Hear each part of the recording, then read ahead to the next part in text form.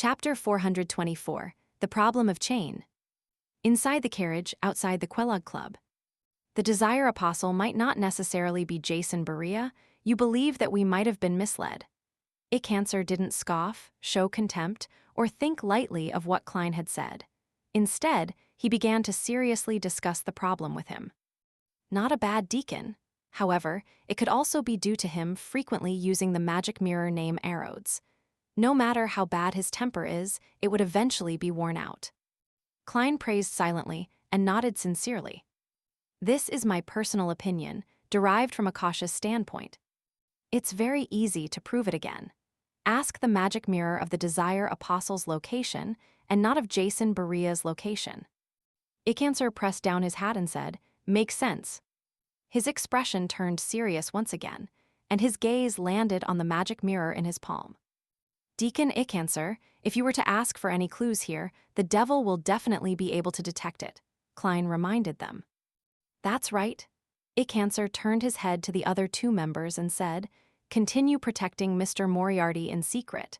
Even if the Desire Apostle attacks, the three of you should be able to last for some time. Besides, there's military personnel nearby." "Yes, Deacon," the two Machinery Hivemind members answered without hesitation. Ickancer left at once, heading for where the Nighthawks were, which was around Isengard Stanton. With the Spellsinger of God stirred, and the sealed artifact of the Church of Goddess Church out in force. If the Desire Apostle were to really do anything, it would definitely be this afternoon. Let's hope that there's enough time and that the magic mirror will give him the correct answer. But this way, I won't have a chance to get involved, and I won't be able to personally see the devil that has harmed all of us die, and I won't have access to his suitcase full of money, gold bars, gold coins, and jewelry. Klein looked at the Ickancers, departing back and sighed in disappointment. However, his mood soon recovered. That's good too. At the very least, I won't have to take any risks and be able to safely get out of this predicament. Furthermore, the Machinery Hivemind definitely won't treat me unfairly.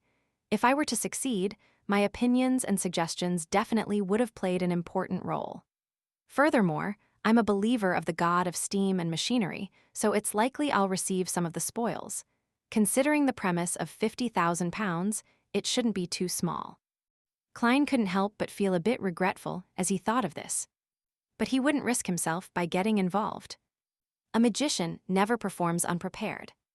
It happened too quickly and hastily, without giving me any time to plan at all. Klein nodded at the two Machinery Hivemind members, got out of the carriage, and returned to the Quelog Club, where he had no trouble getting the attendant to allocate him a break room. Hillston Burrow, in Isengard Stanton's living room. Leonard Mitchell combed some of his slightly unruly black hair. In accordance with Captain Sost's instructions and the help of the other Nighthawks, he barely managed to put on the silver armor, which was stained with large amounts of blood. He pulled down his visor and hid his green eyes in the darkness.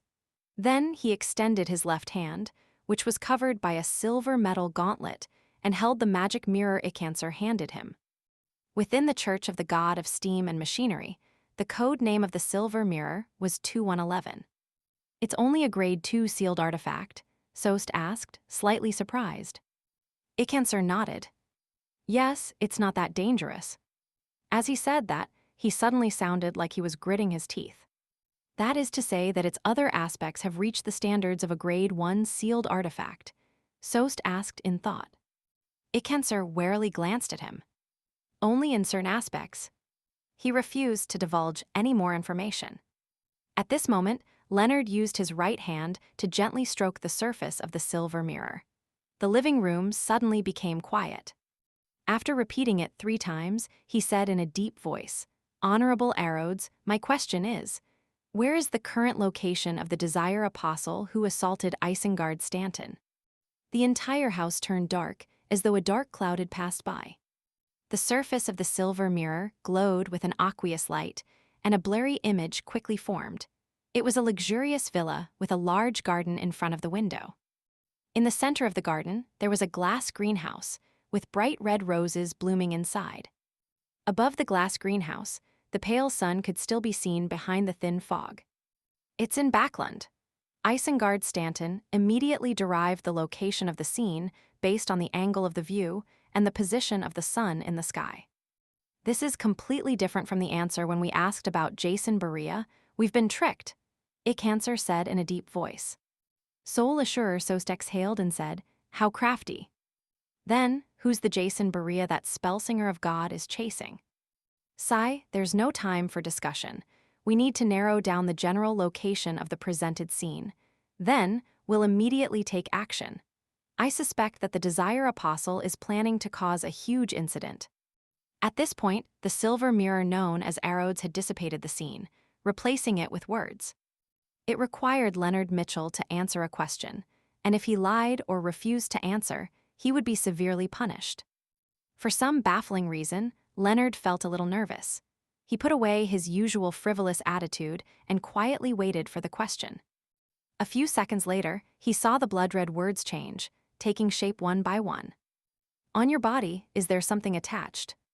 Halfway through the question, Leonard's pupils rapidly contracted. His back tensed up, and a cold sweat broke out on his forehead.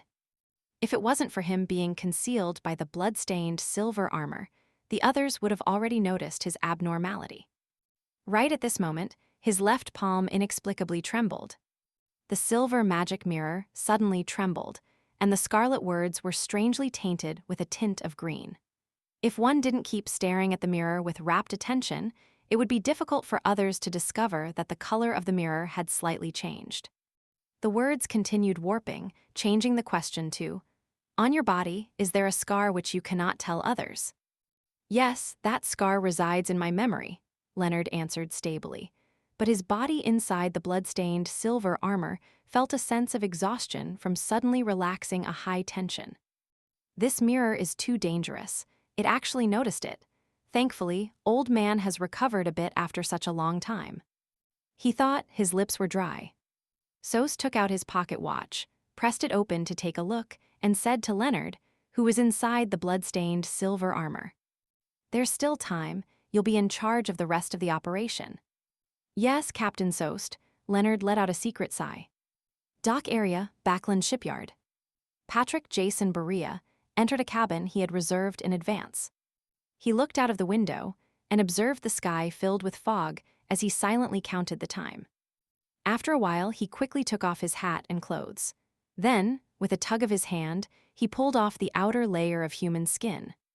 Under the human skin was a beautiful woman in her early 30s with a profound look in her eyes.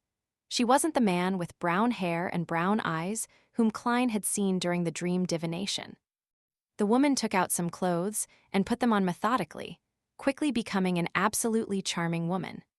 Finally, she pulled out a fist-sized stone figurine from the bottom of a suitcase and wrapped it tightly with the peeled-off skin before tying a dead knot. Having done all this, the riverboat was already some distance away. She opened the window and threw Patrick Jason's skin along with the stone figurine into the river. Plop! The human skin that was tied to the heavy object quickly sank. The woman clapped her hands and closed the window. Carrying the suitcase, she changed to a different cabin she had prepared. Then she sat down at the window of the new cabin, propped up her elbows, her face in her hands, and looked out leisurely. After an unknown period of time, she saw a strong gust of wind blowing in the air, dispersing the thin fog. The corners of her lips curled up into a brilliant smile. In a luxurious villa, not far from the Holy Wind Cathedral in Sherwood Borough. The bloated, blue-eyed palace Negan Bear hugged his approaching mistress, a beautiful young girl with a bit of innocence on her face. There were two people following him. One of them was a middle-aged man wearing a black tailcoat. He had brown hair and blue eyes, but he didn't wear an expression. He was a Beyonder guard provided by the Church of Storms, a sequence 6 wind-blessed. The other person was Duke Negan's secretary. He was a thin, blonde young man with delicate features, looking refined and reserved. His biggest flaw was his receding hairline, which didn't match his age. As for the other guards or security personnel, they were spread out outside the house. On the second floor, the wind-blessed entered the bedroom before Duke Negan for a quick inspection. Meanwhile, Duke Negan's secretary was in charge of searching the surrounding rooms. After confirming that there were no problems, they nodded at Duke Negan, indicating that he could continue. My roused-up feelings have almost calmed down, Duke Negan said half-jokingly. His mistress happily responded, "Then we can have a nice chat. I'd like to hear about your time at sea. I hope you'll eventually have the energy to do so." Duke Negan carried his mistress into the bedroom and closed the door behind him with his heel. His secretary and the Windblessed entered the rooms on either side of him, not relaxing in the slightest. In the attic of this house, a man in a dark overcoat sat on an old chair, his eyes half closed. It was unknown what he was trying to sense, but he would occasionally smile and shake his head. His brown hair was slightly curled, and his brown eyes were cold. It was the same person that Klein had seen in the dream divination. The difference was that there was one fewer suitcase by his feet. How vigorous and what intense desire. This doesn't match my judgment of him. It looks like he took some medicine. That just works so well for me. Heh, how could they possibly imagine that Patrick Jason Berea is actually two people? The man tilted his face up slightly as if he was intoxicated. It's almost time, right now. His right hand suddenly clenched, as if he was tightly clutching someone's heart.